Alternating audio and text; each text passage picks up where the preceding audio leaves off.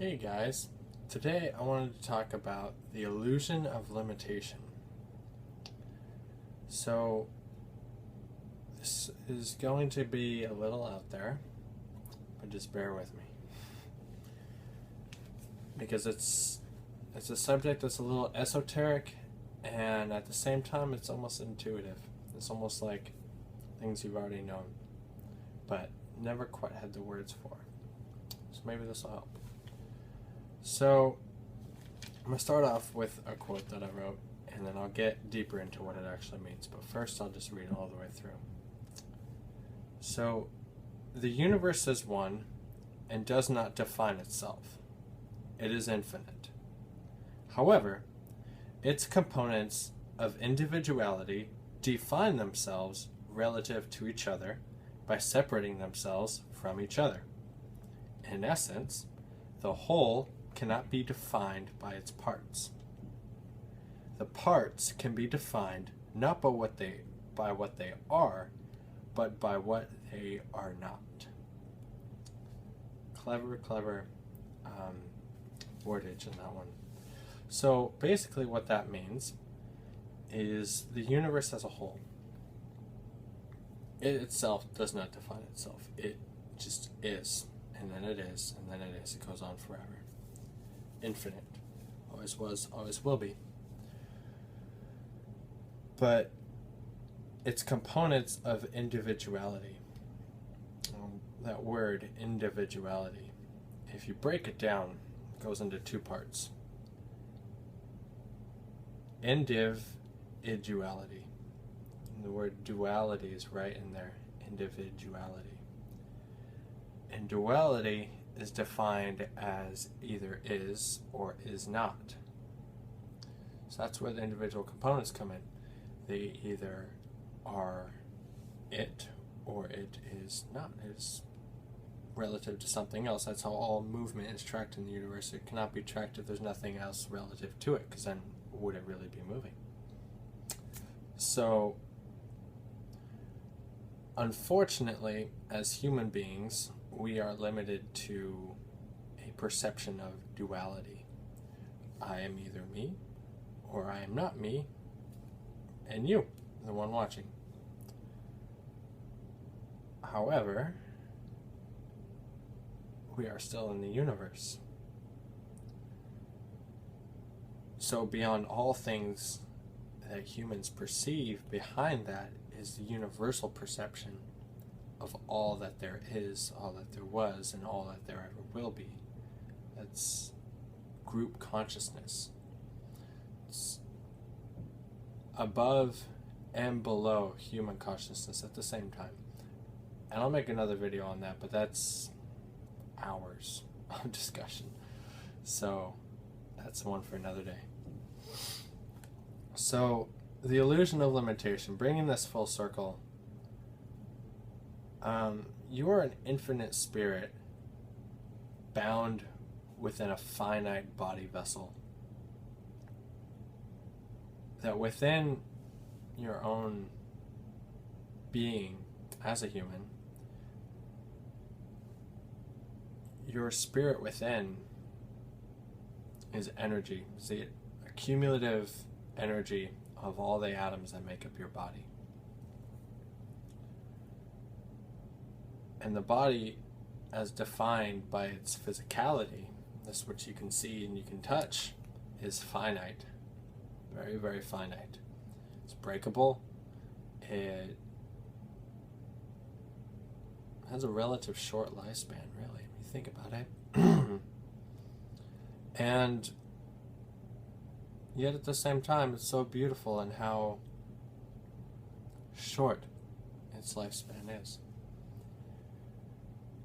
But it's really, really important to understand that your body is the one thing in the entire universe that's yours, unequivocally. And then other things can be taken from you. Your own body can be taken from you, but then your spirit will go on to other things. But your body is its own temple, and you should really treat it as such. Because having a great respect for your own body means that you'll have respect for others as well. So, one thing that will get you past this illusion of limitation, this illusion of separation with the universe, because you're not separate, you are of the universe, therefore the universe is of you as well and is inseparable, or one and the same. One thing that will get you past that illusion of separateness is finding your resonance, finding things that really define you as a spirit, things that for one reason or another really make you who you are. These things that beyond anything else characterize your inner self. So to find these things, one of the best ways is to try new things. Try doing something you've never done before and see if you like it. If you don't like it, move on, do something else. But you may find, after doing a number of things, that you found something that you were not expecting to really resonate with your inner self. And in my experience, it just happened to be massage. I thought I'd go out on a limb and try it, and it's really worked for me. And when you find things that are fun, that you like to do, try and find some way to integrate those into your everyday life. Try and make it not just a hobby, not just some random thing that you do, but try and find a reason for it and try and make it a part of who you are. And if you love what you do, you'll never work a day in your life. And I really, really hold strong to that, because you'll wake up and you'll just want to go to work, you'll want to go to school, you'll want to do the things that you love to do, and why not get paid for it? So another thing that's really, really helpful to come one into the universe is integrating all your past experiences. And that's a hell of a task, let me tell you, because it takes a long time to go through an entire lifetime of past experiences and then trying to think through as many as you can. Man, it's a lifelong process, obviously, because you're still living life. But it's important to start your spiritual experience, which ultimately, I guess if you're coming in one with the universe, it would be a spiritual experience. Look at the past first. And look at all the moments leading up to where you are right here, right now. And go through all of them and come to a realization that the further and further back you go, ultimately to childhood, you will find that you are the same person you were when you were born that you are now. That inner child never left your consciousness, never left your awareness, never left your being. That inner child that was so innocent and wondrous and thought everything was so wonderful still lives here.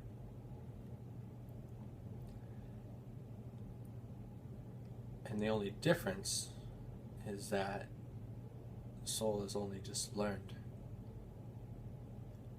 that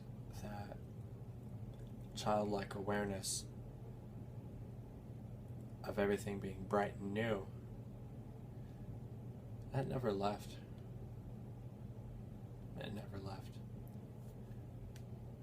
And it's re-finding that inner child, rediscovering it, that makes life so much more wonderful, because then you can spend every day after that, once you found it, in that constant state of childlike wonderment. And I gotta say, that is a beautiful way to live. And all these experiences that led you to where you are now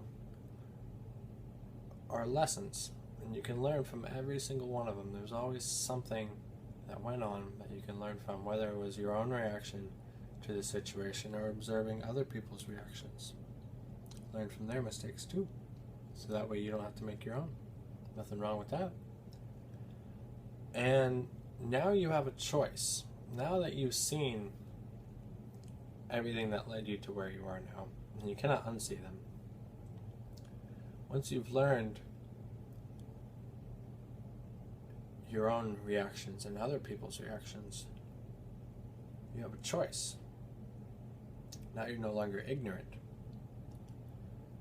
because you know the consequences of things. You know the causality and permanence of consequences that these experiences can have. Sometimes they can be quite severe and sometimes fatal. And now that you've got that choice, you will always have this nagging voice in your head that either before the fact or after the fact will say, oh, maybe that's not a good idea. Listen to that voice. Listen to that voice before you make the mistake. Preferably. It's not always easy. Not always easy. But sometimes, if you keep the chatter in your head quiet enough, that voice can have some pretty helpful insight. If you're just willing enough to listen to it. And just quiet enough to listen to it. Because that voice tends to whisper. And make that voice your greatest ally. That's your inner self, your higher self, speaking up in here. And don't ever doubt it. Don't ever belittle it. That voice is a powerful, powerful ally. And the more and more you practice listening to it, the more and more you practice working with it, it will evolve into something much, much higher. Intuition. And it's the highest form of knowing thyself. And the more you can listen to your intuition, the more that voice will lead you on a pathway you could have never imagined before. And that is the definition of going beyond the limitation of oneself.